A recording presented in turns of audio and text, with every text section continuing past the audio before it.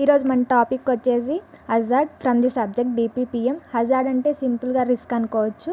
A hazard is a process, phenomenon or human activity that may cause loss of life, injuries and also cause other health impacts. And it also cause property damage or environmental degradation. Example fire, pesticides, working at heights. మీకు ఒక best example చెప్తా.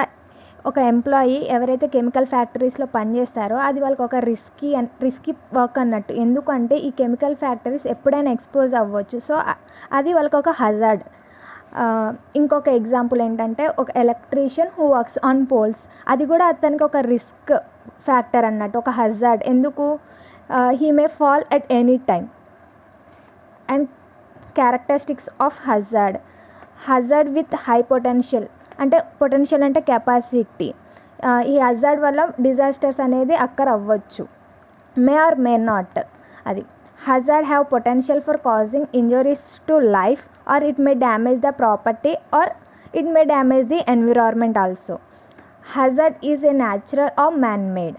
Hazard are physical events that may lead to the disaster. ఇందాక చెప్పినట్టు hazards అనేవి డిజాస్టర్గా మారవచ్చు. For example ఇక్కడ pole మీద work చేసే ఒక ఎలక్ట్రీషియన్, అదొక రిస్కీ ఫ్యాక్టర్. అతను వర్క్ చేసే అంతసేపు తనకి అదొక రిస్కీ ఫ్యాక్టర్. ఒకవేళ అతను కింద పడి ఉంటే హీ మే గెట్ ఇంజర్డ్. అది తనకి డిజాస్టర్ అన్నట్టు కదా. అది యాక్చువల్ మీనింగ్ ఆఫ్ హజార్డ్ అన్నట్టు.